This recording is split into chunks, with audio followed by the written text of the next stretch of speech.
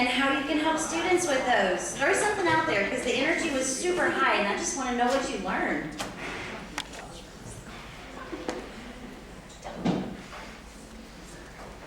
Yes, Donovan. What really stood out to me was the fact that you want to view your strengths as talents and just realize that there's always room for improvement and room for growth in those. So I thought that was really cool. Absolutely, thank you. What else? There was another hand.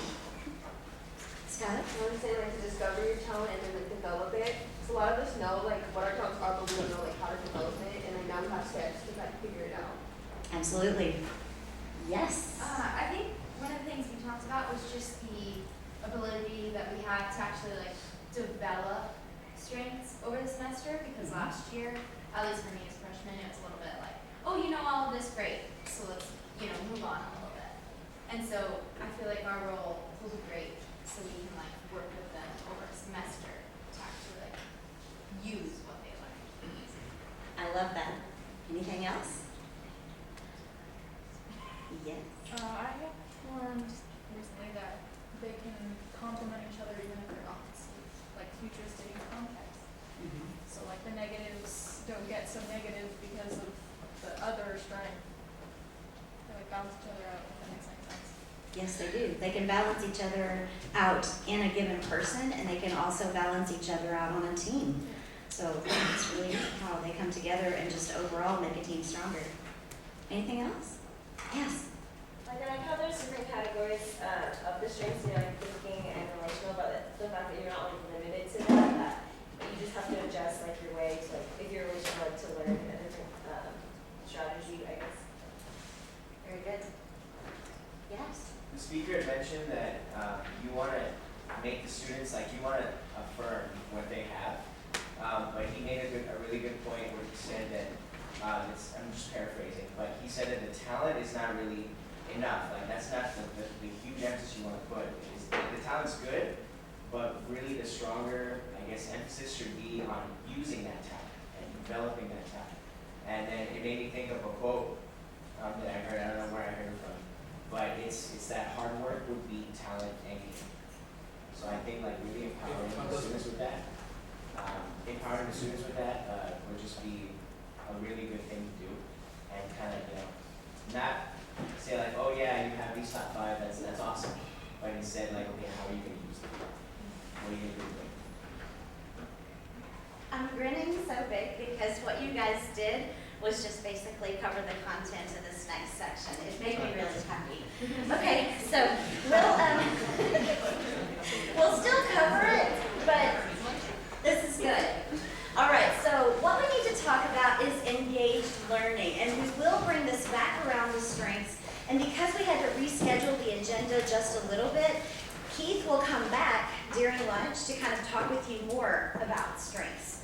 So just to kind of wrap up and help us process all of that, but we'll talk about strengths just a little bit more in this section too. So what we're looking at here is mainly the content from chapters 6 and 7, and that is the academic meat of the Momentum textbook. Okay, if any of you have looked at those chapters, it talks about learning, it talks about curiosity and asking questions, really engaging in the learning process. It gives some hints and tips for active listening and note-taking, how to study for exams, how to work on certain projects, individually or in groups. And then the thing that I wanted to focus on for just a few minutes with you guys had to do with leveraging your strengths to learn. Now, I'm not spending a lot of time on the content from chapter 6 and 7 because that is really well done in the Momentum text. There are apps, there are websites there that can help you when you've scanned through that chapter. It can help you to identify what some of the needs are in your mentees and how you can help them to develop their academic skills. You guys have gotten this. I mean, your GPAs had to be at a certain level for you to even be in this position. So my assumption, and I hope it's a correct one, is that you figured out some of this studying thing. But one thing that I would say is that as you read in the Momentum book, you'll probably get some tips or maybe even some technology that could help you to take your academic habits to the next level too. So let's talk about leveraging your strengths to learn. When we share this PowerPoint with you, you will be able to be linked to all of the active links in this presentation. And right now, what I'm linking you to is the Office of Academic Advising and Retention. And we have a section on our website that deals with applying your strengths in college, okay? Now, a lot of you have probably had the experience that I've heard from some of our freshmen and some of our sophomores and juniors now, and that is that it was really neat to learn your top 5, but what did that mean? And some of you spoke to that just a moment ago. To know your top 5 strengths is neat. It's nice to be able to hear in words what you are gifted at, what you're good at. But to be able to take that to the next level and use it to make a difference for someone, that's where it gets really good. And so this is the part I like the best. Okay, so what we have here are some ways that each of the strengths, each of these signature talent themes, as they're developed into strengths, can be leveraged to study better, to approach assignments in a stronger way. And these are some of the resources that are, like I said, just available on the Academic Advising and Retention website. But I wanted to make sure that you guys are connected with these, because these will be a primary tool that you can use in the conversation that you have with your mentees about engaged learning, okay? So somebody just tell me, if you want to be an example, what your top strength is, what your top talent is. Anybody? Yes? Mine is individualization. Individualization, okay? We share that strength. So let's take a look at what this has to say about individualization, okay? What we have here are all 34 of the signature themes, and then we have some information about applying those in your academics, okay? To try to, well, be more successful yourself. So I'm learning how to use a Mac, and so far it's not the worst thing ever. It's really different. Okay.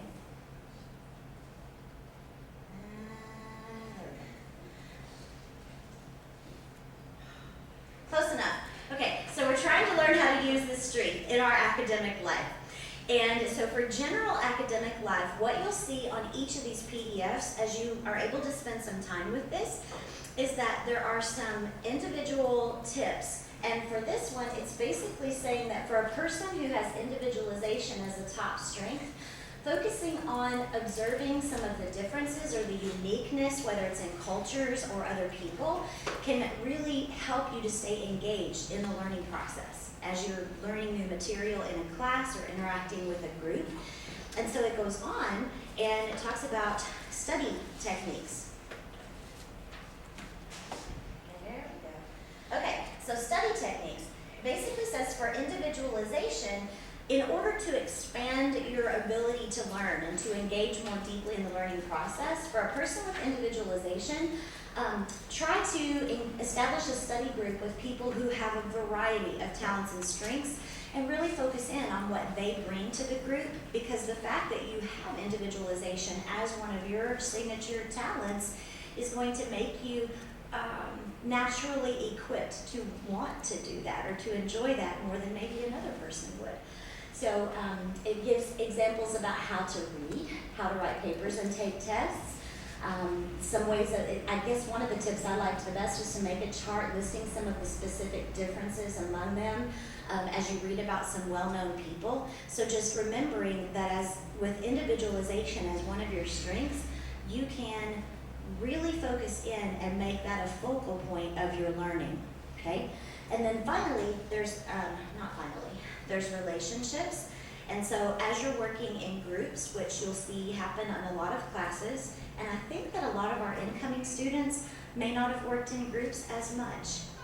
You guys tell me, in high school, well, did you work in groups a lot, or is that sort of a college thing? I hear things, but I don't hear words. Tell me. College or high school? Yeah. Mostly high school. Mostly high school? Okay. Some of the rest of you, what's your experience been? Danielle, you were more in college? Okay. Taylor, did you have your? No. Well, we were just saying that it kind of depended on the classes. Okay. Like for me, like science was more like word stuff. Mhm. English was more like lecture and visualized. Okay. History. Okay. So tell me this, and this is just sort of a random aside on it, but I think it matters. What do relationships have to do? Relationships with classmates. What do those have to do with learning and being successful in a course?